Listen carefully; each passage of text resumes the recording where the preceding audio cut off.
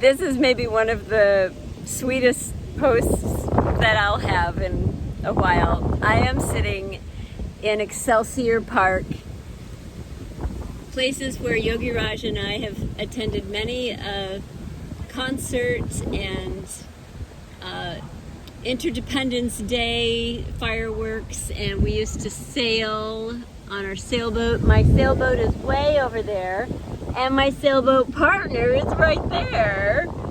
That is Rhoda Brooks, my dear friend of more than 30 years. And she's agreed to let me interview her car to car. So this is our COVID interview while I'm out for a visit with Rhoda. So I'm going to ask her the same 3 questions that I've asked several family members and loved ones of Yogi Raj.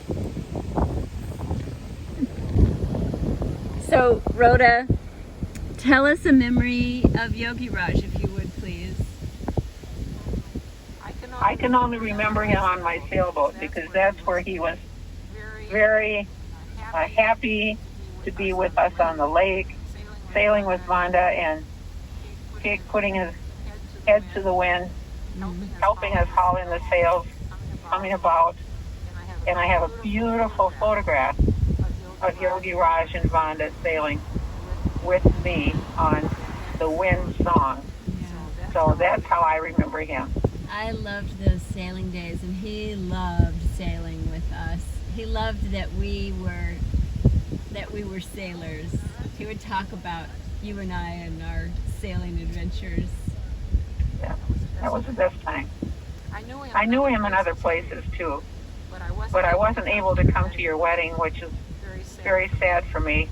I can't remember why, but there was a magnificent big reason why I couldn't do it. There was. You and George were up in the Northeast for a big event. We were sailing on a big 3-master. Yes, that's right. I remember. Well, and we didn't give much notice. We only had about 3 months between getting engaged and getting married, so a lot of people already had plans. Rhoda, did you know about, or had you ever heard about medical errors before you started hearing about it from me after Yogi Raj died from hospital-associated events? No, I had not heard about that. What do you think about it now that you've heard from me all these years about? Well, I've heard from you that medical errors do take place that can result in death or serious injury, and I know that it's happened. In fact, I have a friend who was hit by a car walking across the street on election day, walking home from the polling place, and a car turned a corner and hit her and threw her up into the air, and she landed on the pavement. My goodness. And then I talked to her about it because I felt that she needed to know about possible errors in HCMC where she was treated and where he was treated. And so I discussed it with her. Yeah.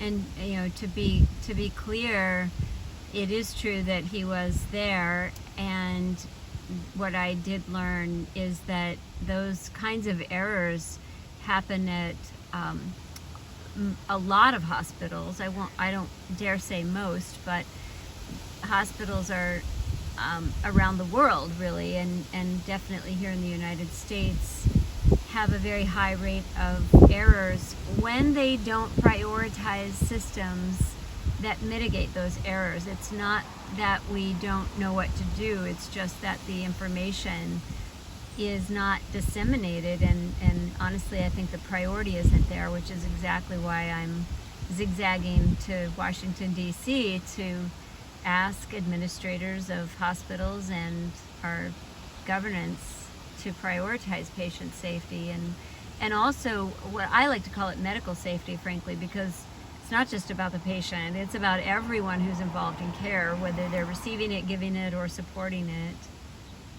Rhoda, can we talk about a couple of other things that I think are important to us and that we talk a lot about? Sure. And if I ask you a question that you don't want to talk about, then, just say so. I'm aware that you just brought me 2 books that you're reading with groups in your senior living, and we both have the experience of being part of families that have individuals who are Black. You're Josie and my Yogi Raj and Yogi Raj's clan. So it's particularly, we have a particular, I would say, access and intimacy with the issues that a person with darker pigment experiences in this country and around the world. And we've made a point to learn and to grow and to not say that we claim to know, but to be really good listeners.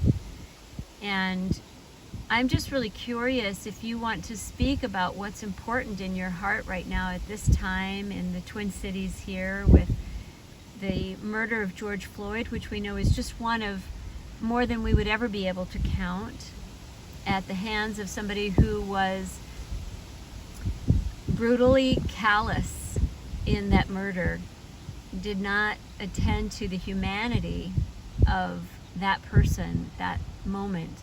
We know that this happens a lot, and we know that our family members are in danger in ways that we are not. Could you just tell me what's in your heart about that? What would you want to say to maybe even a stranger who might be watching right now? Well, I don't have anything to say about what happened on Memorial Day. That's been covered many times in many ways. But I think we all need to be aware that people that have a different pigmentation in their skin is only the skin. It's not their heart, their soul, their body, their meaningful life. And so I think that people that have pigmentation of their skin can be mistreated or treated not with equity and justice is true of any racial group, not only quote unquote Black people, but Latinos and Asians and Native Americans as well. Yeah. So it's not related to one race. But I think that the country as a whole, and especially white people that have the privilege of being born into a white family, a white society, and a white culture, don't even know or realize the depth of stress. It could be called discrimination, could be called prejudice.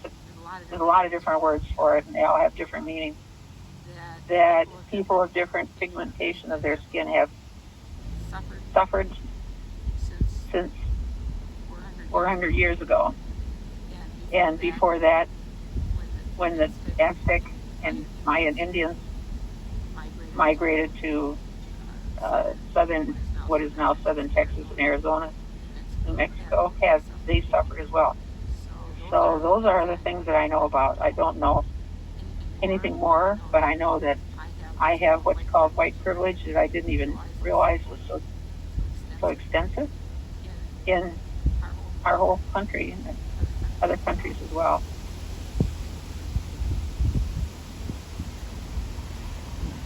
You are one of the most spirited, positive, ambitious travelers. You know, you've taught me so much about being in community, being supportive of others, being truly attentive of other people and their lives. What do you think about these times of COVID when we're sitting here doing this crazy thing called meeting by car? And, you know, what do you feel for the future of the world right now? I don't think we'll ever go back to what we consider normal again, because we have experienced this 6 months of being concerned about even breathing on someone being breathed upon by someone else, by touching someone who might have the infection. And I don't think we're ever going to go to what was once normal ever again. It's a new normal. And that's a quote. Many people use new normal as a quote.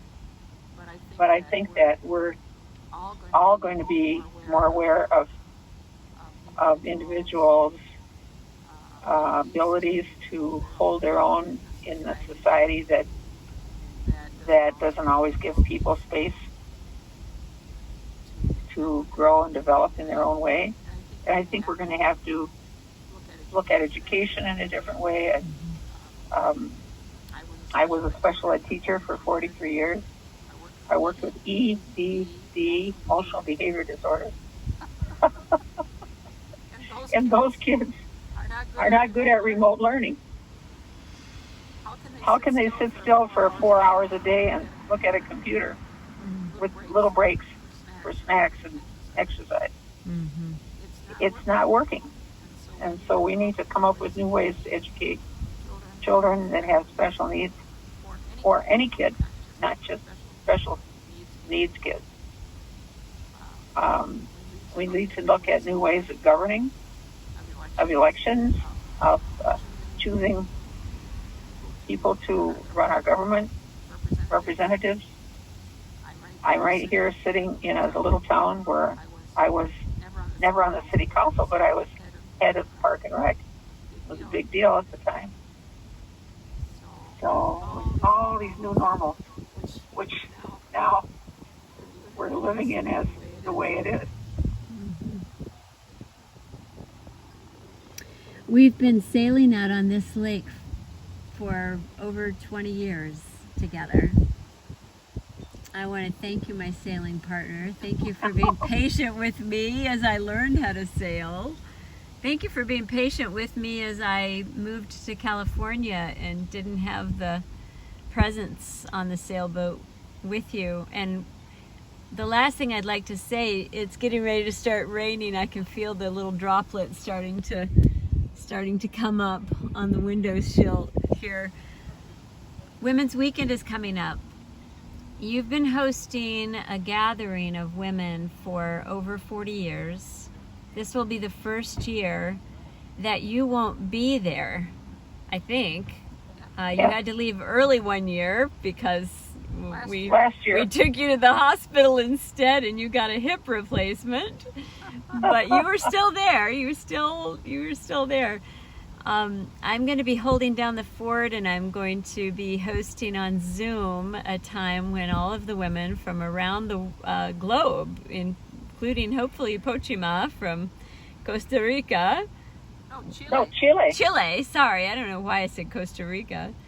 Tell me, what does it feel like for you to be attending Women's Weekend virtually this year? What's in your heart about that? What would you say to the women who gather there? Well, I know the primary purpose for me not attending is my physical safety, my emotional, mental, physical health safety. And that will not last forever. Not a concern forever and ever. But this year, it's a big concern, and I don't want to take any chances of exposure to the virus that I could prevent. And so therefore, I'm just not going to come. At first I thought, I can come, socially distant, wear a mask, sleep in a private bedroom. No big deal. But that's not true. It won't be appropriate for me. So I'll just send my love and hold everybody in my heart, visualize all the fun that's going on, and plan for next year.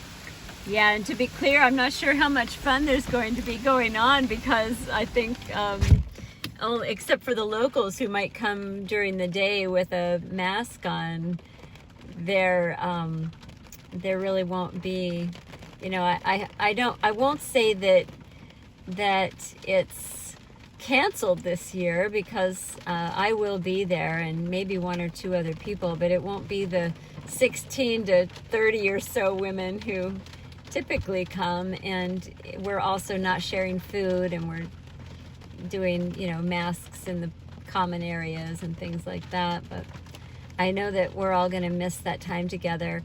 Last question is just, why do you bring these women together every year? Why has that been an important thing to do?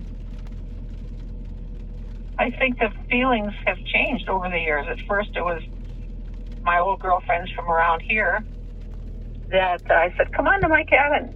We'll have a little time together at the end of the year before school starts. Some of them were teachers, and we could just go out and be, the last weekend before school started, we could be together. Come on to the cabin, it'll be fun. Then after a few years like that, we realized that there are others out in the world that would also appreciate sharing our divine feminine in more meaningful ways. And we started asking people. I'd sent regular letters in the regular postal mail before we had computers, before we had email. I mailed with postage stamps invitations to as many people as I could think of that I had addresses for, and started inviting people. And our little motto was what was the motto? No agenda. Something about no agenda. Yeah, no agenda, no planned agenda. No planned agenda. And then our little cartoon was, you're running into the lake, you're throwing your bra into the air, then you're throwing your sunglasses off, and then you're tossing your towels, and finally you're ending up with nothing on, and you're in the lake. And that was the cartoon that went out. But since then, it's become a more spiritually oriented as well.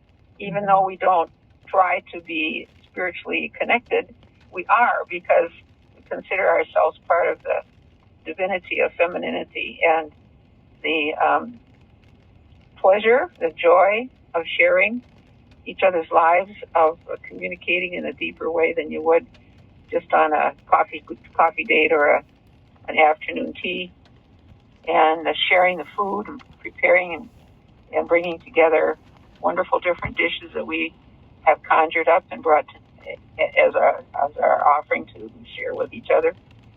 And then the evenings, the campfires, the singing, the dancing, and the swimming across the lake, swimming under the sun, watching the falling stars at night, with no background light, no ambient lighting to dim the starlight. Mm-hmm. It's all a beautiful experience, and sharing with women is a very special event. It's something you wish you could do more than once a year.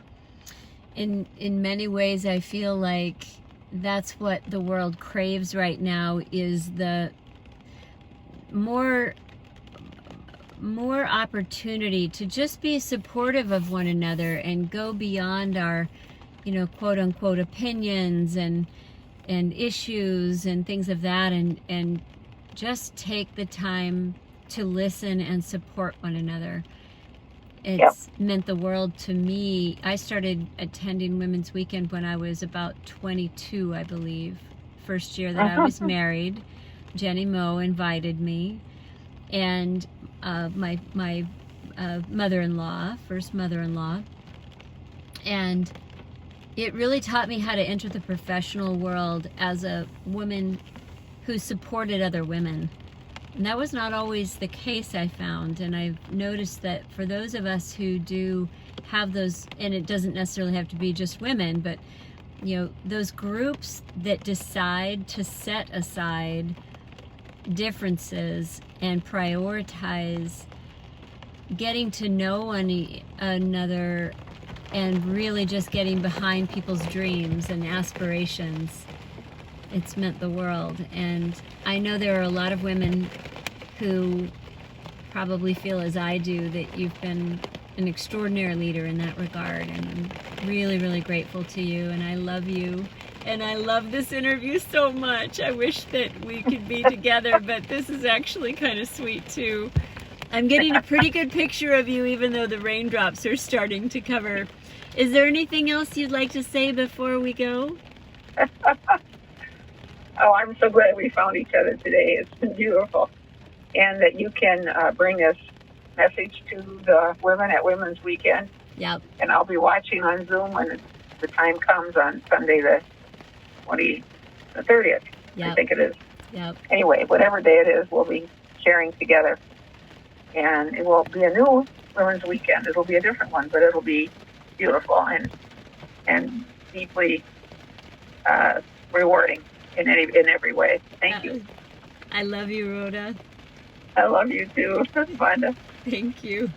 It's beautiful.